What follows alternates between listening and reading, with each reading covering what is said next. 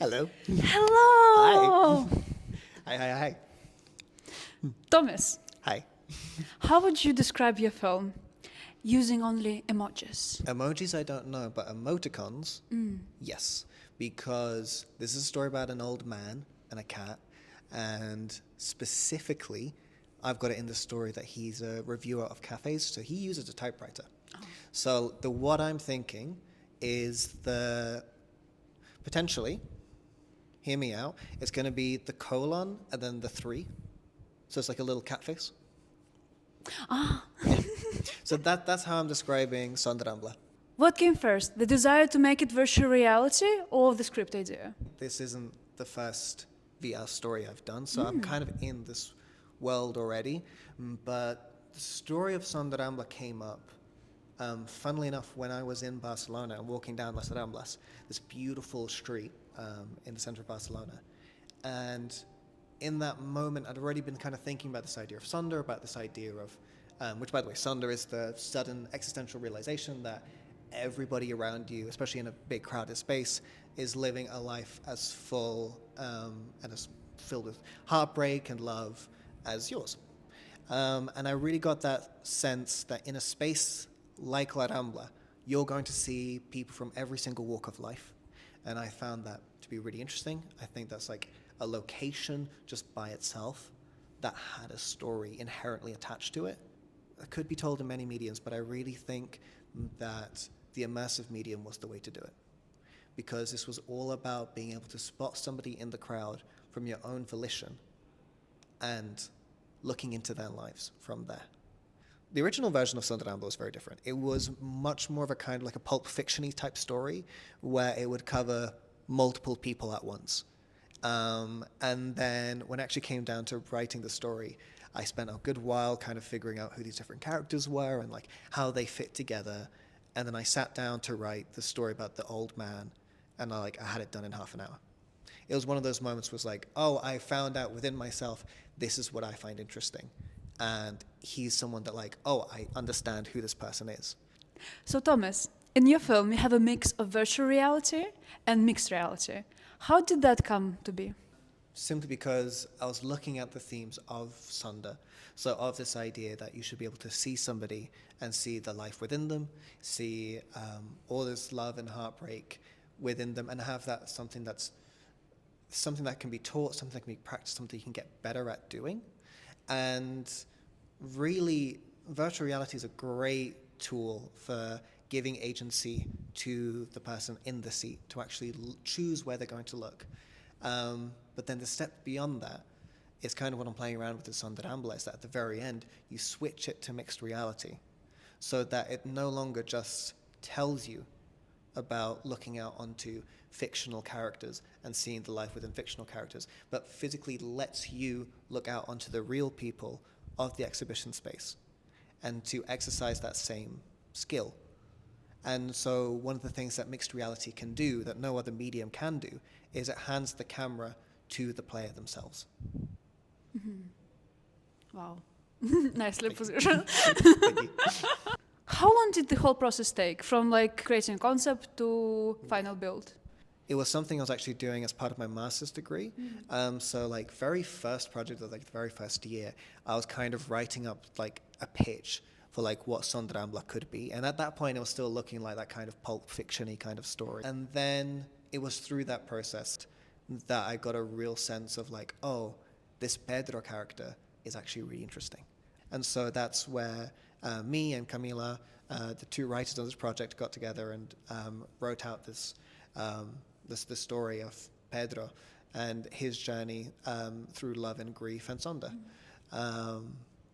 And so, so in that, the reason I'm saying this, because the beginning part was a couple of months of just kind of figuring out what the story was going to be, and then kind of sitting down on the piano and figuring out, okay, what are the key musical motifs for each of the different characters? How is the music going to kind of convey what the story is? And then the actual, sitting down, making the cities, making the crowds, making the whole thing, working with the actor Pedro Rothstein, shout out to him, great guy. That took about 3 to 4 months to put the whole thing together and have something that is shippable and ready to experience. So how many people were involved? So myself, Camilla, who's another writer, Pedro, who was the voice and the motion capture. I'm afraid to say the rest of it was kind of a one-man team where, you know, I was doing a lot of the animation, the coding, the Unity development, and then obviously wrote the soundtrack and did the composition for that and built the whole thing to run in virtual reality. Yeah. Yes. When did the cat come into the picture? Could you believe me if I told you the cat wasn't originally in the picture? Yeah.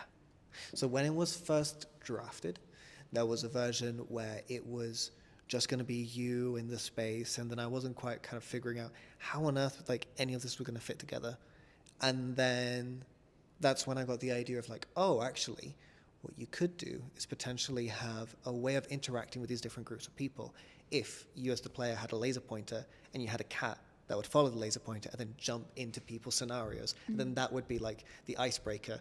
More than anything, it was also just a way of getting the audience to like get used to interacting with the story, because one of the things that like I really wanted to do was get the audience playing around with like reaching out and like petting the cat. This was something that I spent a while working on to make it work well. It was like the one interaction and it had to be perfect.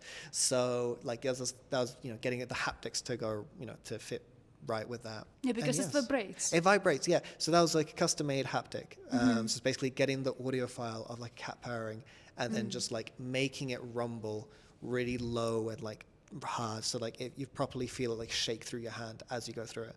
So it's got like the in your hand. So it's like that took some fine-tuning to get it right.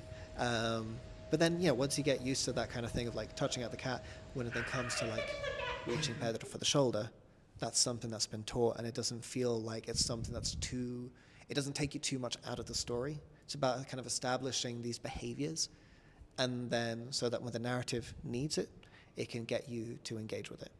So I was so amazed by that film. I didn't expect it to be so beautiful to watch, and it immediately made me go, that is going to be Disney in 5 years. And the other thing that I loved was I could touch the cat the whole way through it.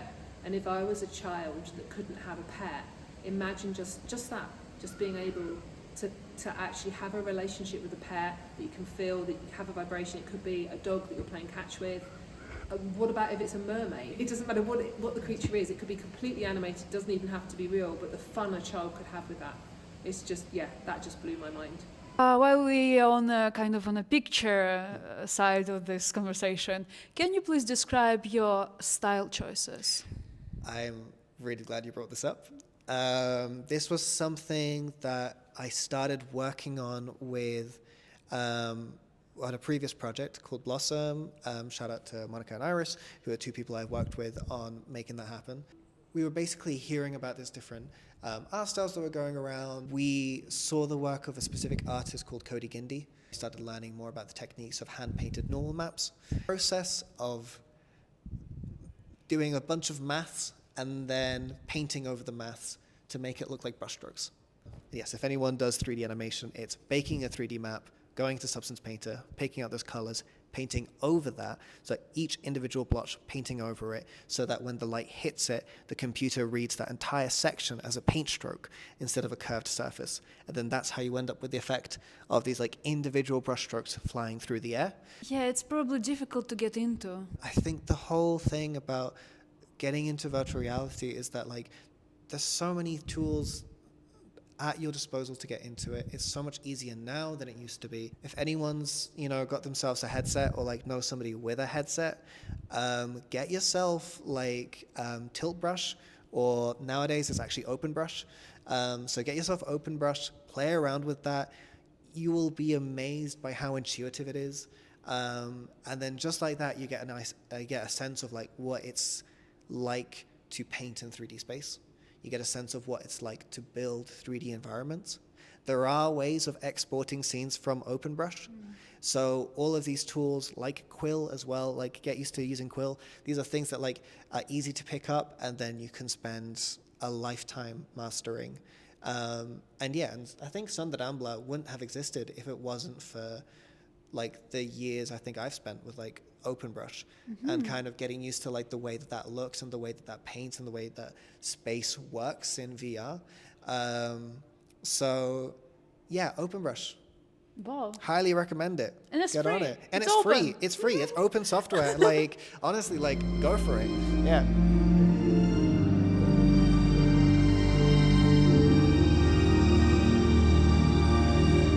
You see, one learns to love, but I'm a little out of practice and a little out of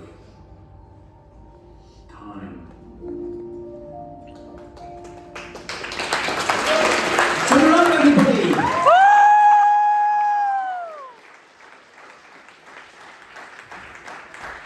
Now move on to To finish this interview, let's do the most important activity, which is just pet the cat. Love the cat.